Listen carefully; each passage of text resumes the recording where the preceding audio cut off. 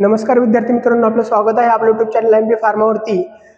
जे विद्यार्थी DSP मध्ये डायरेक्ट सेकंड इयर इन फार्मसीला ॲडमिशन घेत आहे किंवा ज्यांनी रजिस्ट्रेशन केलेलं आहे, त्यांच्या वारंवार कमेंट यायच्या की सर लास्ट डेट आहे रजिस्ट्रेशनची 18 आणि माझं आजपर्यंत सुद्धा म्हणजे आजच कमेंट आहे बऱ्याच विद्यार्थ्यांची की माझं ई स्क्रुटिनी हे ऑप्शन मी निवडलं होतं, माझं रजिस्ट्रेशन मी केलंय बट माझं फॉर्म कन्फर्म झाला नाही, डॉक्युमेंटचं व्हेरिफिकेशन आजपर्यंत सुद्धा झालेलं नाही, माझा फॉर्म रिजेक्ट होईल का, अशा बऱ्याच कमेंट याच्या वेगवेगळ्या विद्यार्थ्यांच्या.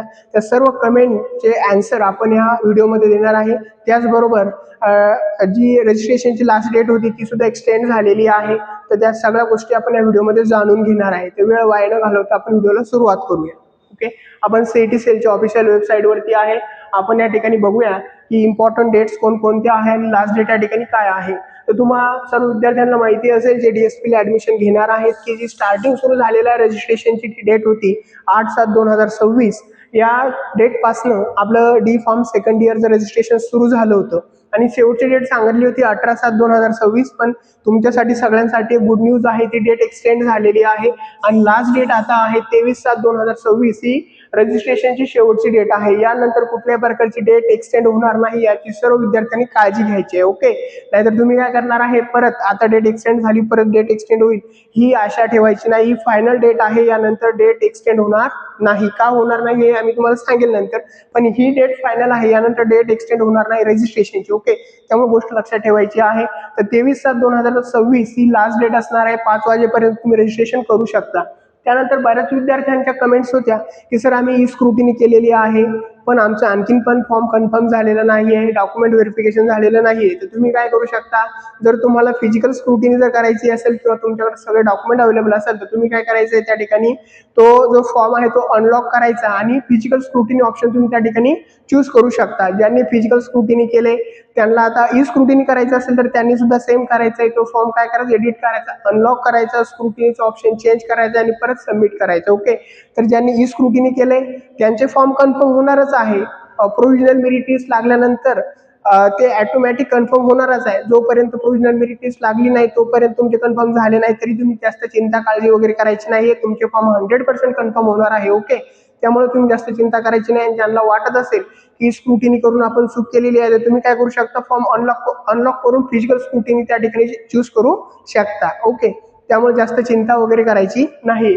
त्यानंतर डॉक्युमेंट कन्फर्मेशनची शेवटची डेट आहे किंवा स्क्रुटिनीची शेवटची डेट आहे ती 24/7/2026 आहे 5 वाजेपर्यंत. रजिस्ट्रेशनची लास्ट डेट 23 आहे आणि डॉक्युमेंट व्हेरिफिकेशन त्याला आपण स्क्रुटिनी म्हणतो ते आहे 24/7/2026 5 वाजेपर्यंत लास्ट डेट आहे. त्यानंतर जी प्रोव्हिजनल मेरिट लिस्ट लागणार आहे ते पण समजून घ्या. जी प्रोव्हिजनल मेरिट लिस्ट आपल्याला येणार आहे ती येणार आहे 26/7/2026 ला. केव्हा येणार आहे प्रोव्हिजनल मेरिट लिस्ट? 26/7/2026 ला. तर लक्षात ठेवायचं आहे 23 तारखेला आपल्याला लास्ट डेट आहे रजिस्ट्रेशनची 5 वाजेपर्यंत. 24 आपली लास्ट डेट असणार आहे डॉक्युमेंट व्हेरिफिकेशन म्हणजे स्क्रुटिनीसाठी 5 वाजेपर्यंत आणि जी प्रोव्हिजनल आपल्याला त्या ठिकाणी शो किंवा रिलीज होणार आहे 26/7/2026. आणि प्रोव्हिजनल रिलीज झाल्यानंतर जर तुम्हाला तुमच्या नावामध्ये मार्क्समध्ये जर काहीतरी चूक आढळली तर ते दुरुस्त करण्यासाठी ग्रीव्हियन्स पिरियड त्या ठिकाणी ओपन होणार आहे. तो ग्रीव्हियन्स पिरियड असणार आहे 27/7/2026 आणि ग्रीव्हियन्स पिरियड लास्ट असणार आहे 29/7/2026. म्हणजे 2 दिवसाचा ग्रीव्हियन्स पिरियड तुम्हाला त्या ठिकाणी भेटणार आहे. तुमचं नाव जर चुकलं असेल, डेट वगैरे किंवा मार्क्समध्ये काहीतरी चूक झाली असेल तर तुम्ही ते ग्रीव्हियन्स पिरियडमध्ये काय करू शकता, व्यवस्थित करून घेऊ शकता किंवा बरोबर करून घेऊ शकता. त्यामुळे लक्षात ठेवायचं ग्रीव्हियन्स असणार आहे 27/7/2026 ते 29/7/2026 या 2 दिवस तुम्हाला त्या ठिकाणी ग्रीव्हियन्स पिरियड भेटणार आहे. आणि त्यानंतर जी फायनल मेरिट तुम्हाला त्या ठिकाणी पाहायला भेटणार आहे ती पाहायला भेटणार आहे 31/7/2026 म्हणजे या महिन्याच्या शेवटच्या दिवशी 31 जुलै 2026 ला तुम्हाला त्या ठिकाणी फायनल मेरिट लिस्ट पाहायला भेटणार आहे. तर ओके, ह्या सगळ्या काही इम्पॉर्टंट डेट्स आपण पाहिलेल्या आहे. रजिस्ट्रेशन सुरू आहे 8/7/2026 पासून सुरू झाले तर स्टील 23 तारखेपर्यंत सुरू राहणार आहे. त्यामुळे जास्त चिंता काळजी करायची नाही. तुम्ही रजिस्ट्रेशन केलं नसेल तर आजच रजिस्ट्रेशन करून घ्या. यानंतर डेट वाढणार नाही. 23 तारखे शेवटची डेट आहे. सगळ्यांनी काळजीपूर्वक ध्यानात घ्यायचं आहे, रजिस्ट्रेशन करून घ्यायचं आहे.